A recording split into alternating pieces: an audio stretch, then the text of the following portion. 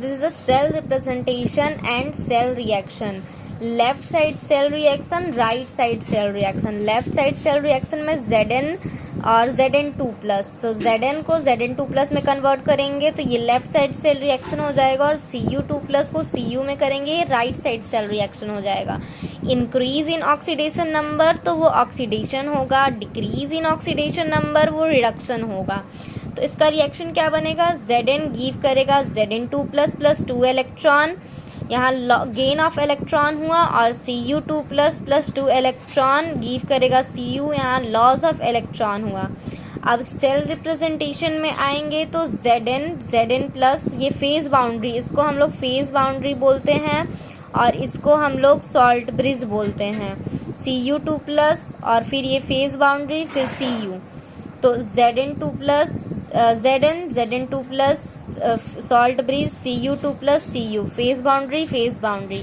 अब overall reaction की बात करें तो overall reaction Zn2 plus Zn give करेगा Zn2 प्लस प्लस 2 इलेक्ट्रॉन, तो यहाँ आ जाएगा Zn2 plus plus 2 electron. Oxidation half reaction ये हुआ क्योंकि यहाँ पे ऑक्सीडेशन हुआ था.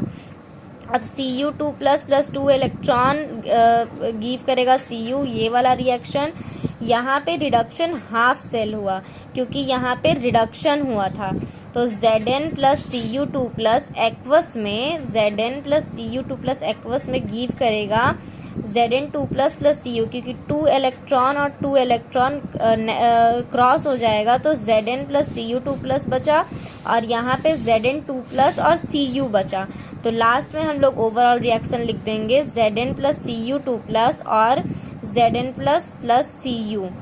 याद करने का एक और तरीका है, लॉस ऑफ इलेक्ट्रॉन जहाँ पे GeR लिखा रहेगा वहाँ पे GeR लिखा तो गेन ऑफ इलेक्ट्रॉन, तो वहाँ पे रिडक्शन होगा, और लॉस ऑफ इलेक्ट्रॉन रहेगा वहाँ पे ऑक्सीडेशन होगा. और ये वाला एक बात को ध्यान रखने के, increase in oxidation number oxidation, decrease in oxidation number reduction.